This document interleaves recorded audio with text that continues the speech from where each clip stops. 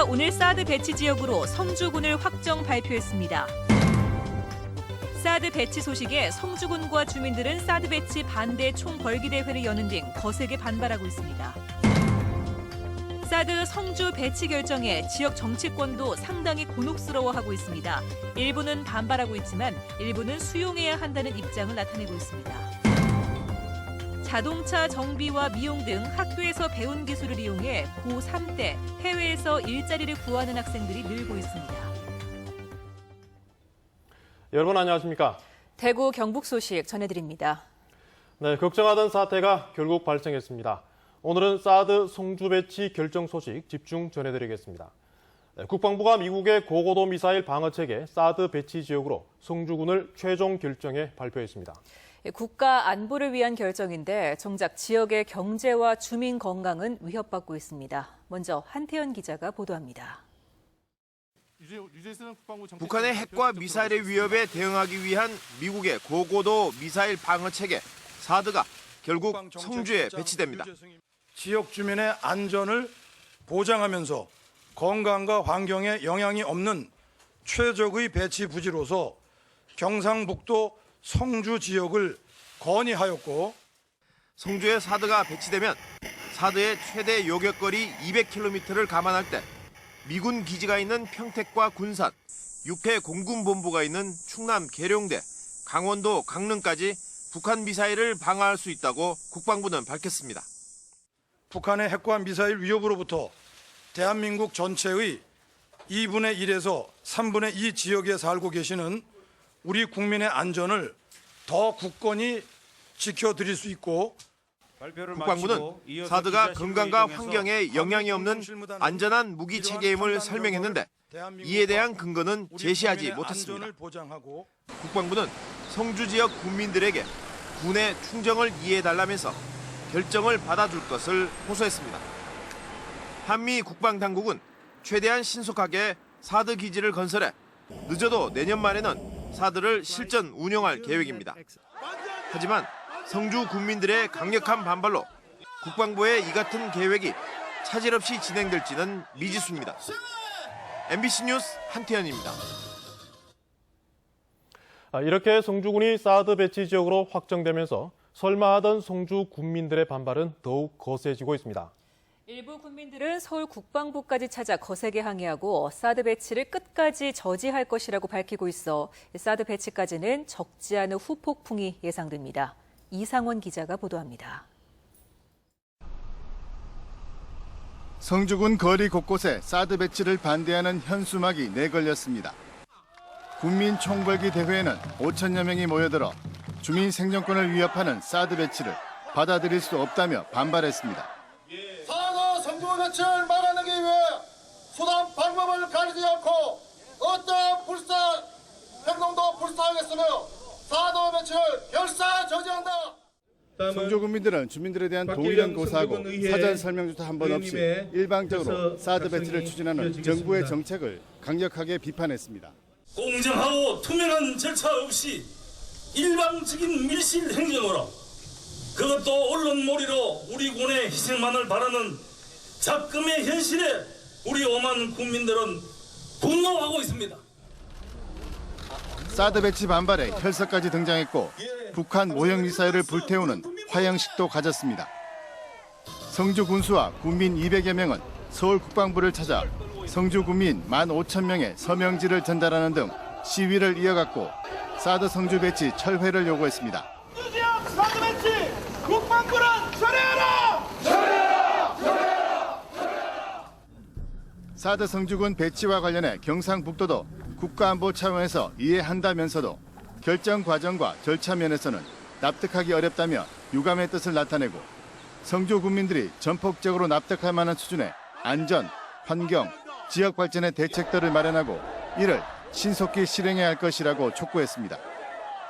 성주군과 주민들은 앞으로 모든 방법을 동원해 사드 배치를 저지할 것이라고 밝히고 있어 사드 배치까지는 적지 않은 후폭풍이 예상됩니다. MBC 뉴스 이상원입니다. 보신 것처럼 사드 배치에 대한 성주 국민들의 반발 강도가 상당한데요. 가장 큰 걱정은 강력한 전자파에 대한 불안감입니다. 성주는 전국 최대의 참외 주산지기도 한데요. 사드 배치로 참외마저 외면받는다면 산업 기반 자체가 흔들릴 것이라는 우려도 나오고 있습니다. 박재영 기자가 취재했습니다. 이곳은 사드가 배치될 것으로 알려진 성주의 성산포대입니다. 보시는 것처럼 해발 393m, 성주가는 불과 1.5km밖에 떨어져 있지 않다는 것을 확인하실 수가 있습니다. 이렇다 보니 주민들은 사드의 레이더에서 나오는 강력한 전자파가 인체에 미칠 위해성에 불안하기만 합니다.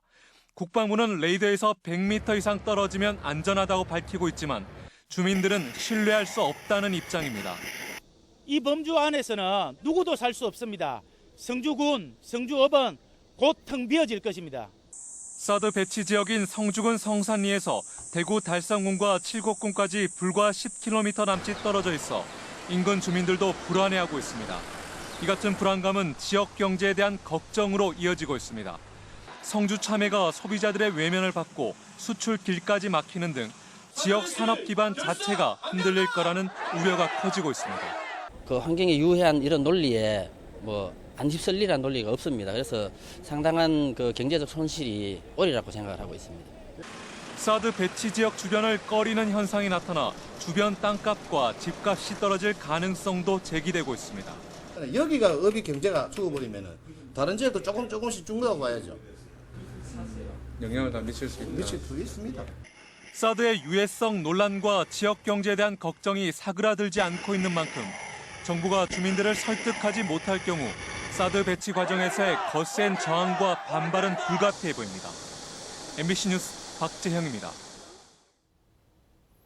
사드 성주 배치 결정을 두고 지역 국회의원들은 일부는 반발하고 있지만 일부는 수용하자며 엇갈린 태도를 보이고 있습니다. 영남권 신공항 백지화 과정에서부터 사드 배치까지 무기력한 대응 모습에 비난이 잇따르고 있습니다. 윤태호 기자입니다. 사드 배치지로 결정된 성주의 새누리당 이완영 의원은 주민 의견 수렴 없이 진행된 밀어붙이기식 결정에 강한 불만을 나타냈습니다. 배치 지역에 대해서는 한반도 방어의 최적지임을 전 국민이 인정할 수 있어야 합니다.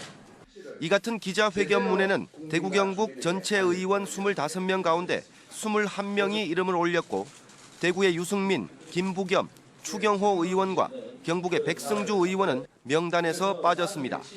사드 도입에 찬성했던 유승민 의원은 군사적으로 가장 적합하고 국민 피해를 최소화할 수 있다면 정부 결정에 따라야 한다고 밝혔습니다. 또 일부 의원은 악화된 민심을 달래는 조치가 있어야 된다며 사실상 수용 입장을 밝히는 등 지역 의원들끼리 상반된 입장을 보이고 있습니다. 대통령을 배신하다니 눈치가 아직까지 보이고 살아있는 권력에 대해서 저항한다는 눈치가 보이고 지역민들의 따가운 시선이 보이고 입장이 애매모호할 것입니다. 이 때문에 정치적 유불리를 떠나 주민 입장에서 사드가 왜 성주에 와야 하는지 전자파 피해는 없는지 등을 면밀히 따져보고 대응하는 노력이 중요하다는 목소리가 커지고 있습니다. 지역 내에 사드가 배치되는 것은 우리에게는 현안이란 말이죠. 그렇다면 현안답게 우리도 좀 더 심도 있게 내용을 살펴보고 그것이 적절한지에 대해서 의견을 낼 수 있어야 된다고 생각합니다. 영남권 신공항 무산에 따른 성난 지역 민심을 달래기 위해 박근혜 대통령이 제시한 대구공항과 K2 통합 이전도 결국 사드 성주 배치를 위한 수순이었다는 의혹도 일부에서 제기되고 있습니다. 신공항에서 사드까지 무기력한 대응 모습을 보여준 지역 정치권에 대한 비난도 더욱 거세질 것으로 보입니다.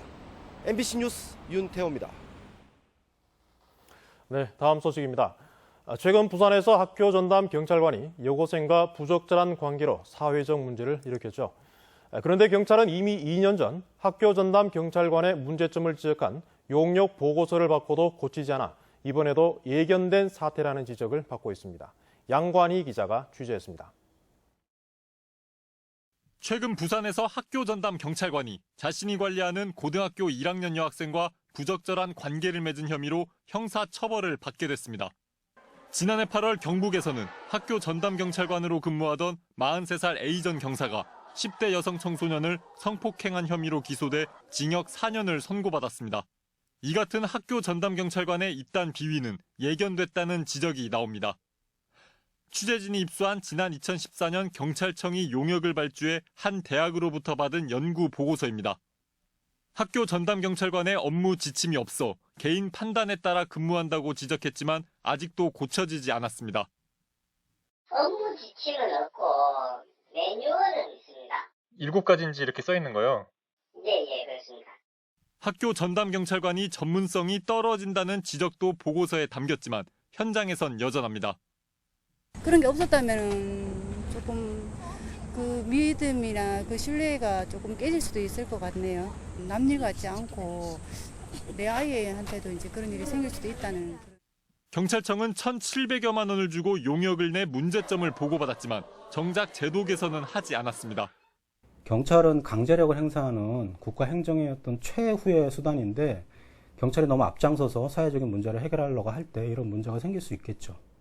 학교 전담 경찰관 제도를 폐지한다는 의견도 나오는 가운데 경찰청은 행동 강령을 만들고 전문성도 강화하겠다고 답변했습니다. MBC 뉴스 양관입니다.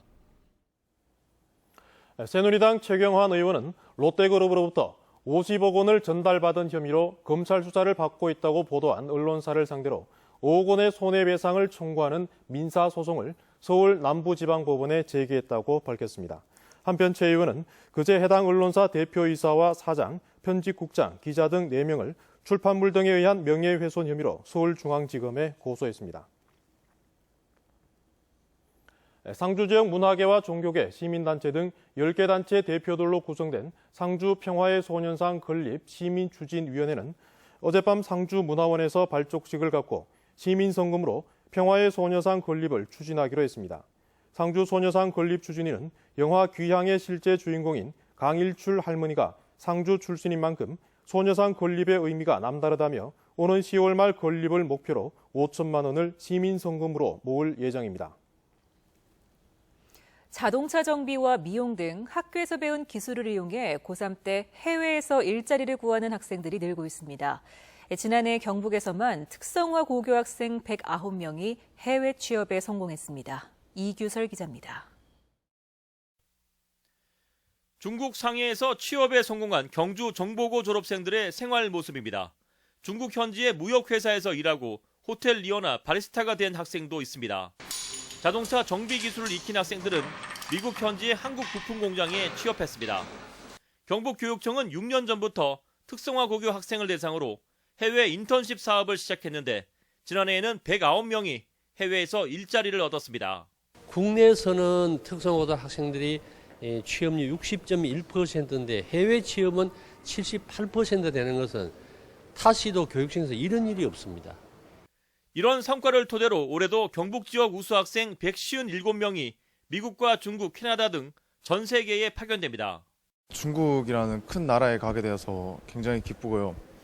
그리고 그쪽 회사나 대학교 같은 곳으로 가가지고 좀 더 넓은 곳을 볼 수 있고 많은 문화를 배우면서 학생들이 고3 2학기 때 해외 취업에 성공할 수 있었던 건 각 학교에서 글로벌 취업반을 별도로 꾸려서 외국어를 집중 지도하기 때문입니다.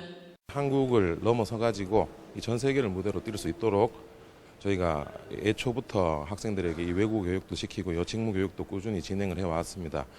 선발된 학생들은 오는 9월부터 석 달간 글로벌 현장 학습을 하게 되는데 도교육청은 이들 가운데 100명 이상이 해외 취업에 성공할 것으로 기대하고 있습니다. 기술과 열정을 무기로 가진 지역 특성화고 학생들의 해외 취업은 앞으로 더욱더 늘어날 것으로 기대됩니다. MBC 뉴스 이규설입니다. 한국가스공사와 신용보증기금, 한국감정원 등 혁신도시로 이전한 5개 기관과 경북대병원, 경북대치과병원은 오늘 대구 공공기관 감사협의회 발대식을 열었습니다.